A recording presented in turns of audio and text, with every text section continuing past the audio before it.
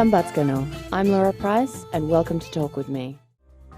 In this second edition of Talk With Me with Amai Zalbaya, we learn about Mongolians' connection to nature and how Mongolians embrace each season, even the harsh and unforgiving Mongolian winters. On this cold autumn day at River Beach Resort, I'm freezing, but you look quite comfortable. Why is that? Now, first, because I'm Mongol, and also being Mongol citizen, I don't see the borders, you know. Example, if you Mongol passport holder, you can travel until the border with the Poland. Oh yes. Until no visas. In the South, China no visa, Hong Kong, Macau no visa. South go to Laos, Thailand, Malaysia, Indonesia, no visa. We don't need visa for North Korea and Cuba. Wow! I know. Have you been to North Korea? This is actually my next plan. I will answer. It's that's how it's different when you live in a country with no boundaries. Yeah. And I love my passport, traveling, and we don't have any problem with any nationalities. We don't have issues, political or economical. And most amazing thing that when I travel, meet travelers and say I'm from Mongolia, and everybody say whoa. Wow! Yeah. I'm so good used to it. Yeah. Sometimes with travelers and they say, oh, I'm from States, I'm from Australia, England, and France, Big deal. Yeah. And I wait, and in the end I say I'm from Mongolia, and everybody wow. Yeah, they say that when I live here. Wow. Yeah. Because I think the all books of the education, if countries good education they have about Mongolia, yeah. But it's very sad that they don't have much about Mongolia.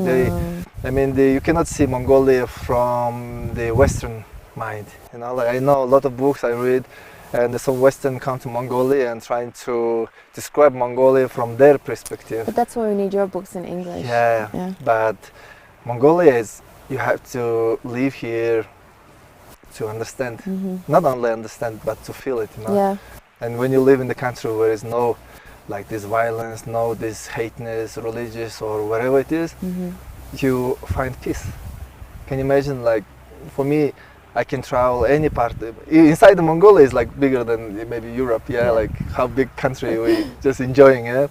And that makes me so happy. But that's what I want to give message to the world, that in the world, Mongolia exists until now.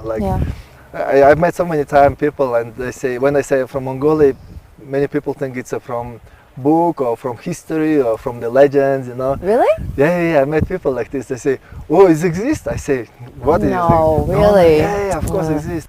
These kind of people. But I say, yeah, we are not only exist, we are also part of the big history, Yeah. Just, if you think in 1 week, President of Russia and President China in 1 week, they're visiting us to you respect, where this summer we had Assam, the president of many countries come to Mongolia. Why? Because in Europe have a lot of political and the terrorism problem. We don't have it, we don't know it. No, we don't have it. And this is now we are just 6 kilometers from the downtown, and we are next to the river. Yeah, we can see. Yeah. And the silence and safe, and that's very different. And I think maybe a lot of people from the world have to visit Mongolia to find the peace. Yeah. Well, a lot of people do. Yeah, to find the nature, to understand that actually this life is possible. You see, I have relatives who are Christians, I have relatives who are Muslims, and I have relatives who are Buddhists, and we don't care.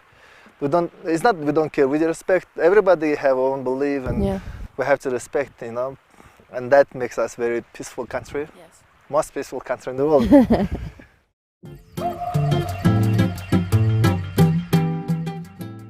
So, we talked a lot about Mongolia, and you talked about growing up in the city. Can you tell the viewers a little bit about where you went to school? And you've done many things. I had a long, long list. Can you tell the viewers about some of the things you did before you did your big trip? When I was studying in university, I was very interested in the music.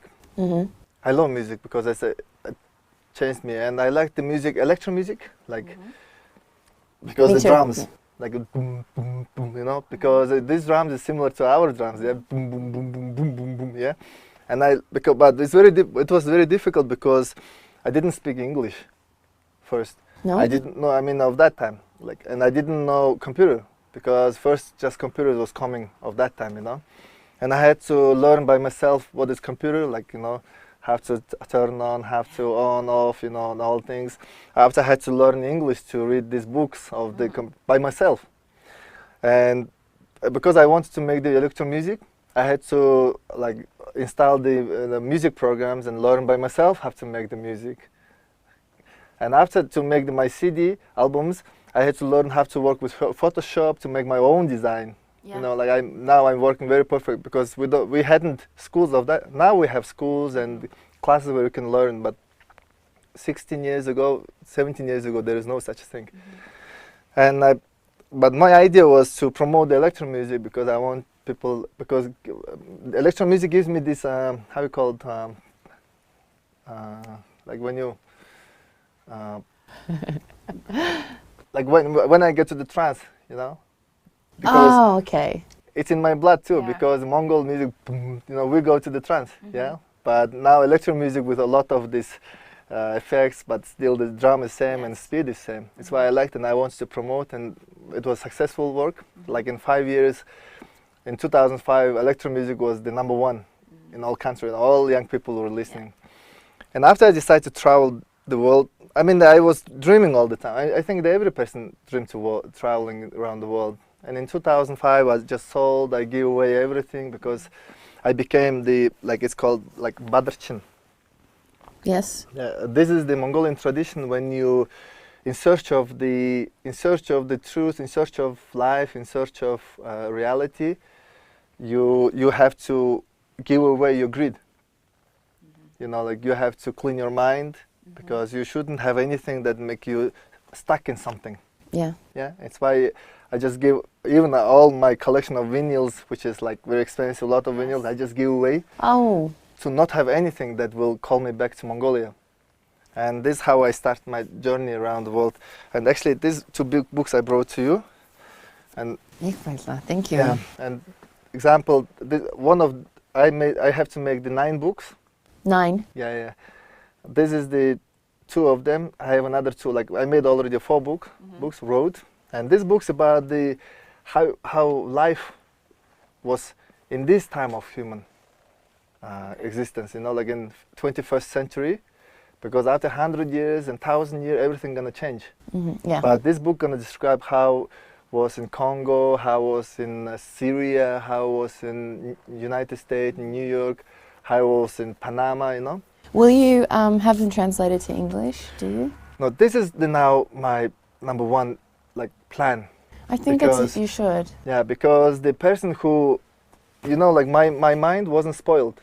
Example, because Mongolia were isolated from the world for 300 years, yeah, and I'm maybe the first one who open-mindedly came out from the blockade.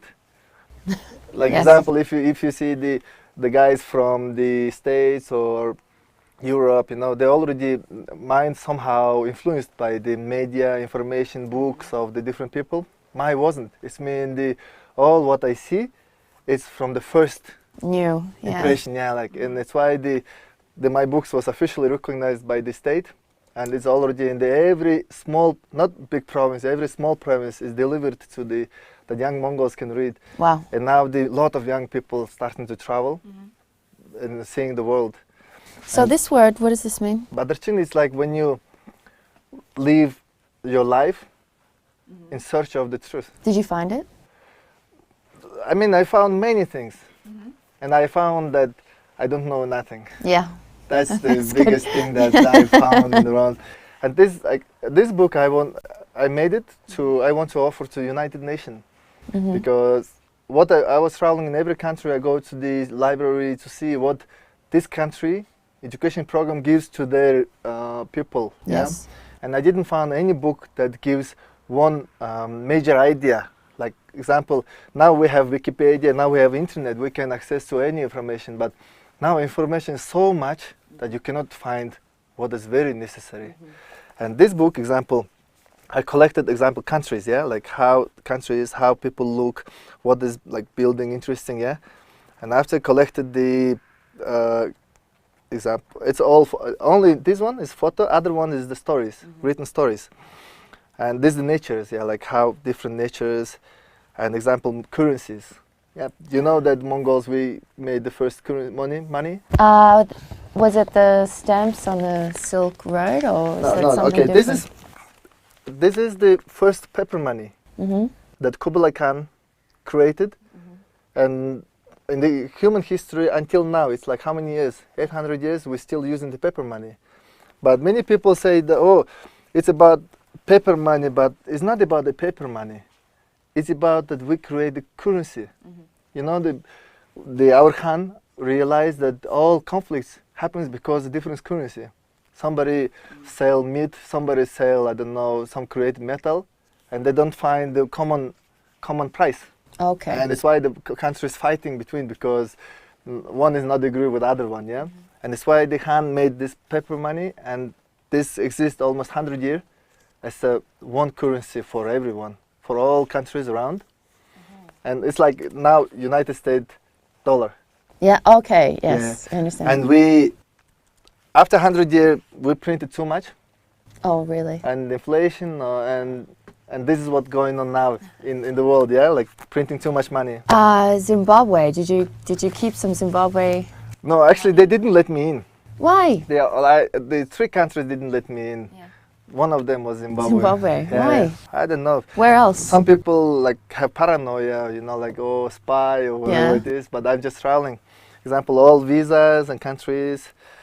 I like that in my passport, all the I seeing made all it the because places. now young people of Mongolia can be ready. Example, here I collect all religious buildings. Why? Because young Mongol people can see, and after they learn and they recognize. When they watch TV, this country is Muslim, this just by architecture. At the same time, they have to know what is the most beautiful buildings, yeah? And also have to know about the religion, because Mongols, we open to the religions.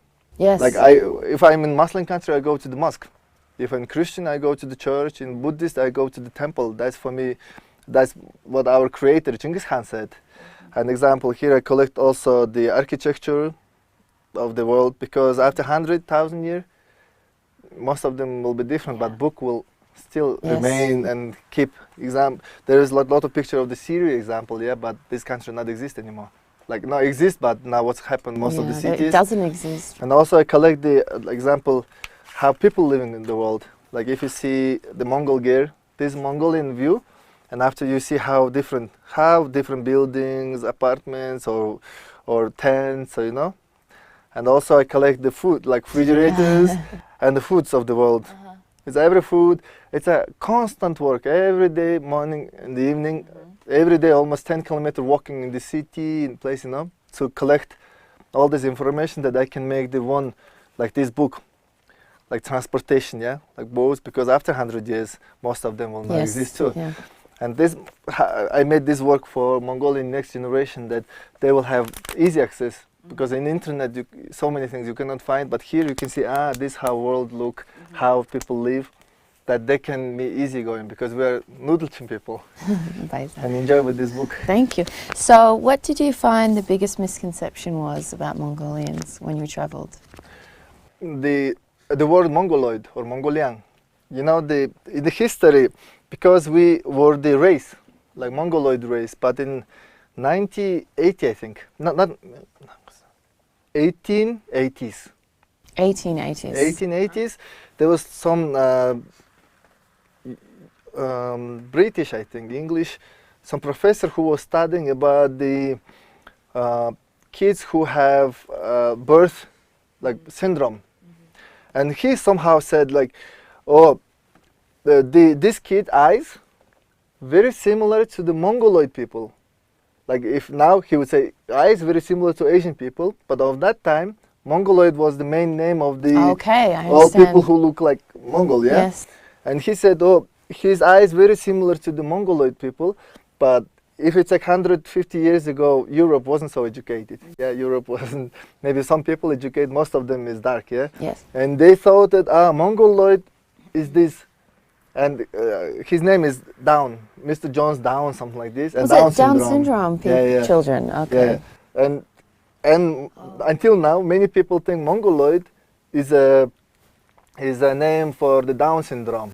Yeah. Many people, but I met so many people that they told me, and I said, hey, listen, if you're educated and you cannot spend 5 minutes to go to internet and read history, what is it? What you can talk to me? It's like example between you and me.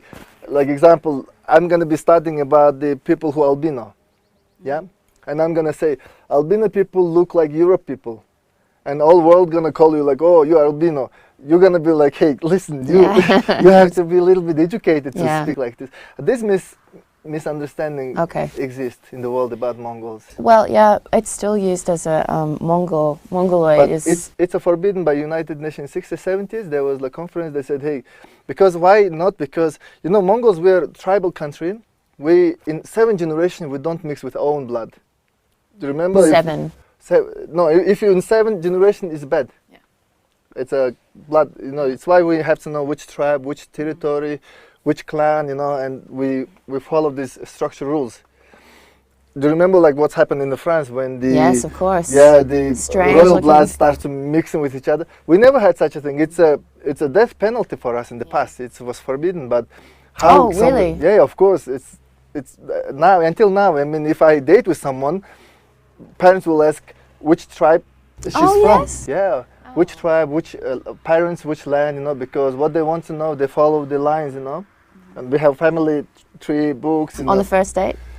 No, I mean, whenever it is, they're gonna ask. Okay. That's how it is. I mean, now, of course, young people of like in the city, they say, oh, it's not important, but because they don't know, they're stupid, you know. Yeah. Yeah, that's we're following how many thousand years, and we have to follow because you don't have to mix with everything, you know. You have to know and exact the policy of. What do you think about mixed race relationships here? No, for me, it's first is a private. Yeah, but of course, I would for me, I would rather choose Mongol wife example because I cannot. I travel so many. Of course, I date many like girls from other cultures, civilizations, and I realized that nothing can be better than Mongol girl for me. You know, because of maybe language, because of spirit, because the way how we see the world, and I think it must be very difficult for the people like mix. Yeah, I think I have some totally friends, different values, totally different. Even can you imagine a totally different religion? That's gonna be like big mess, you know. Yes. And constantly or all the time having problem with this one is not nice for just calm living. What I see, but I don't have this like pressure, like saying like no, it's their choice. But the life make own selection, own. Yeah. It does. Yeah. It's why I cannot say about it. Okay, let's have a drink to that then.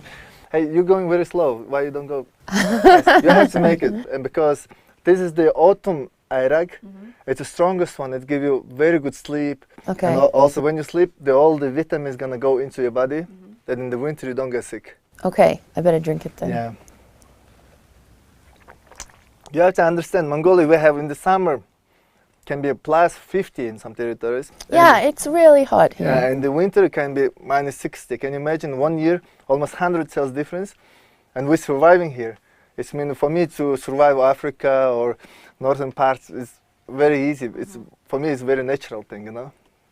I don't think anyone realizes how hot it gets here. The summer was really hot. Amazing. Yeah. But the winter, especially in the West Province, is just like... Well, I used to walk to work and I hadn't done a winter here and 10 minutes and I'd have to go and hide somewhere and then wait and warm my hands and then run to the next. It's very cold. You have to eat, in the winter try to eat horse meat. Okay? Okay. In the winter don't eat goat meat. Don't eat goat meat. Yeah, goat meat have the coldness. It's good to eat in the summer, but in the winter it's freeze your blood. Horse meat, if you eat horse meat, your blood gonna be boiling. You're gonna be like, you know, in the minus 40. I'm my own experience. Minus 50, I have just short walking around. No. Yeah. No. Because the horse meat have the high like this energy, calories. And also, if you don't want to get sick, you have to eat the stomach of the horse. Do you mean the intestines or the stomach? Yeah. No, stomach, because we're eating it because to not get sick, but 2 years ago, like American or some European, they found that in the stomach of the horse have this kind of special thing. Like good bacteria or something? Yeah. Okay. I mean, like stronger than, they say, stronger than penicillin or Wow. Tillin, something like this. Yeah. Oh. But we knew it. Yeah, you already. Example, I explain you. This is homol. It's like a horse shit. Like I said. You say you're laughing because in your civilization, That's the way you say it. In your civilization, it's something like, oh, bad, yeah. But in our civilization, it's we all nomads make fire from this. It's we nomad people is the one who don't disturb the balance of the nature, and when we make fire from this, it's the best good fire. And second of, it's a second.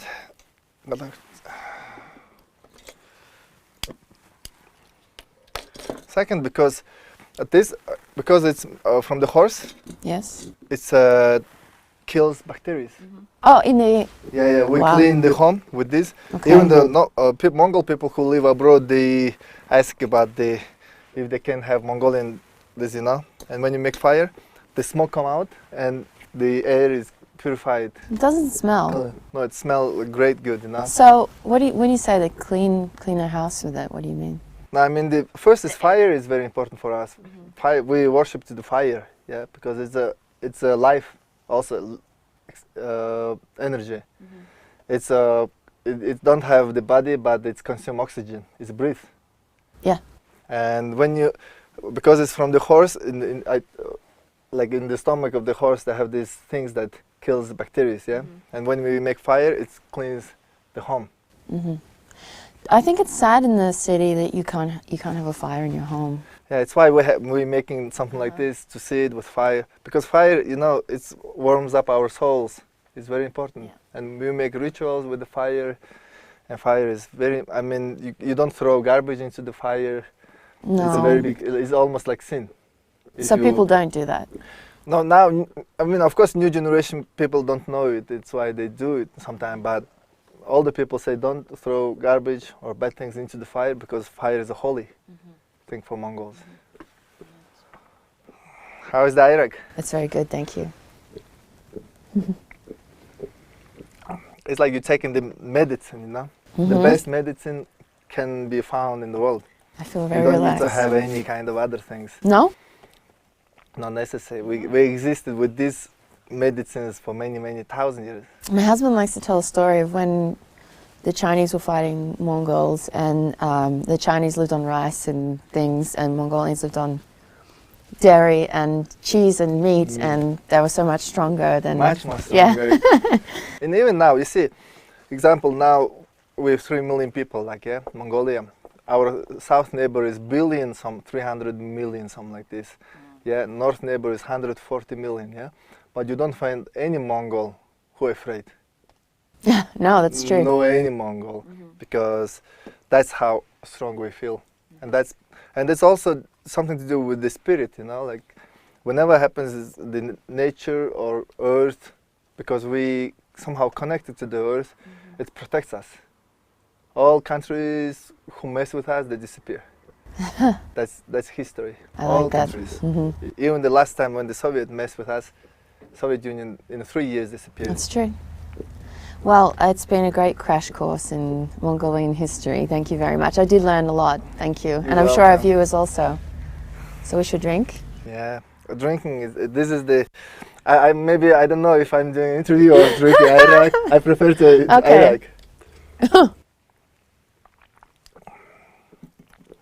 So where are you off to next? You're leaving Mongolia soon, right? Yeah, day after tomorrow. I want to go to Canada first, because in 86 countries I traveled. At the moment, Canada is the best living, Yes. economy and all other social things, and I want to study more about Canada. I think it'd be a great place. Yeah, and also I need to have many countries that I didn't finish. I have to finish because I have to take pictures of the old in South America, a lot of countries. I have to take pictures and study about how they're living now. So you're continuing your journey? Yeah. Okay. Because what I'm writing is gonna stay for us, and after hundreds and 100 years, the books will keep the history of the countries and civilization exist now, because everything's changed. And not everyone can afford to travel, and not everyone can afford internet, so it's there in the book. Yeah. Yeah. Okay, I will show you now one of the things that you also have to feel in Mongolia. It's called Homi. Homi, it's also another language. Mm-hmm. We speak in the level of the spirit. I play. Not play. I cannot say play. I will speak with you in the language of the Homi. You close your eyes, and I'm gonna make you time travel. Okay.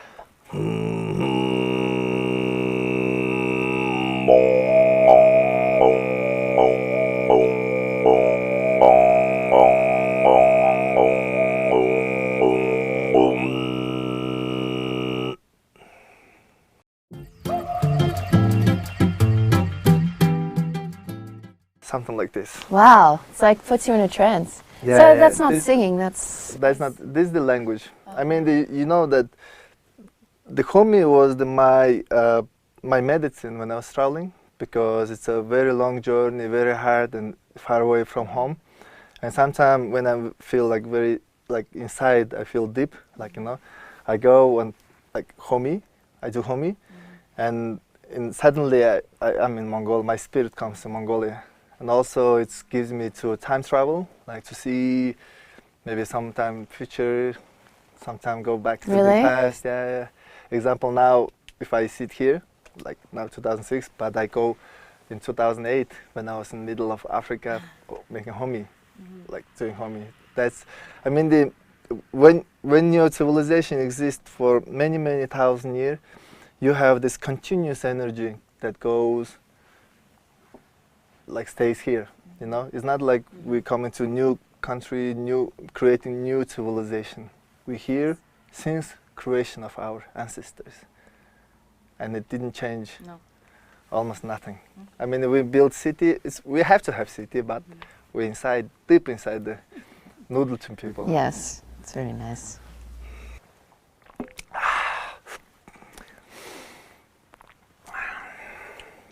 That's the Mongol joy. Very nice, thank you so much. I feel relaxed, I feel good, my stomach feels good. Yeah, that's Thank you very important much. also. It was a real education today. Thank you for joining us before you leave again, and good luck on your journey. Thank you very much for Thank you. inviting, and yeah, Yes, just like yeah. this. So you look each other in the eye, right? Yeah, Okay, very and nice. enjoy with beautiful Mongolia. I will, thank and you. it's like Mongolia is you time traveling. You're coming from the other world, and you're staying in the land which is continuously exist and will exist another thousand years. It's unreal. Have a good time. Thank you, Amai. Thank you. Sadly, that is all for this edition of Talk With Me with Amai. You can follow us on Facebook, Talk With Me Star TV Mongolia, or Twitter, talkwithme_NN. As always, we'd love to hear your feedback. Until next time, Darutsi, Baishte,